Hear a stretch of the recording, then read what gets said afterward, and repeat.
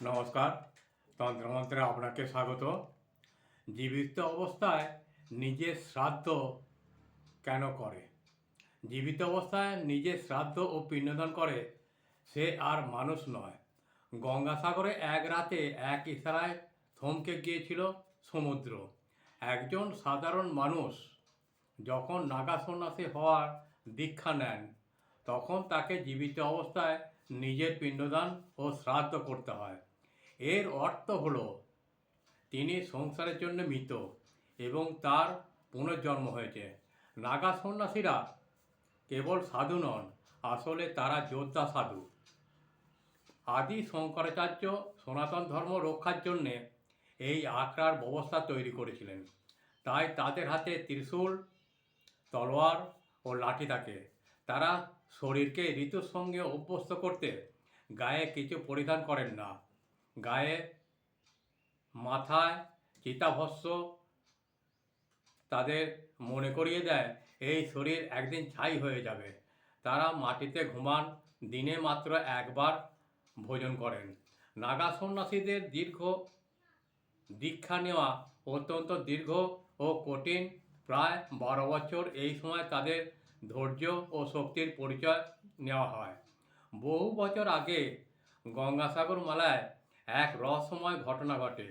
এক অহংকারী জমিদার গঙ্গা স্নান করতে গিয়ে দেখেন এক নাগা সন্ন্যাসী বালিতে ধুনি জ্বালিয়ে বসে আছেন।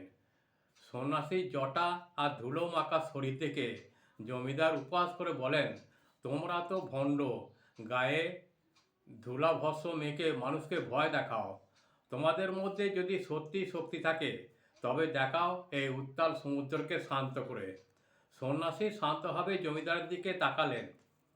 বালি থেকে তিনি তার ত্রিশূল তুলে সমুদ্রের দিকে কেবল একবার নির্দেশ করলেন। লোকবিশ্বাসে বলা হয় মোহনার জল দুভাগে বিভক্ত হয়ে গিয়েছিল।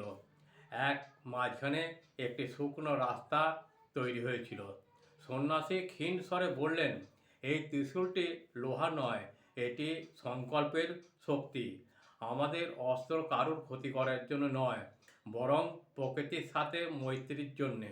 জমিদার যখন সন্ন্যাসীর অলৌকিক শক্তি দেখে তিনি সন্ন্যাসীর পায়ে পড়তে গেলেন আর দেখলেন সন্ন্যাসী সেখানে নেই, কেবল বালির ওপরে একটি ত্রিশূলের চিহ্ন পড়ে আছে।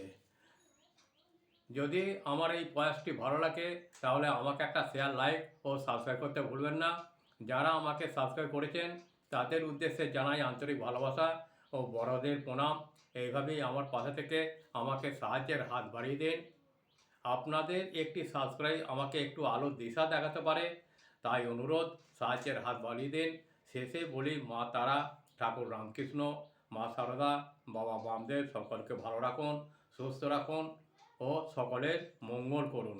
ভালো থাকবেন, ভালো রাখবেন।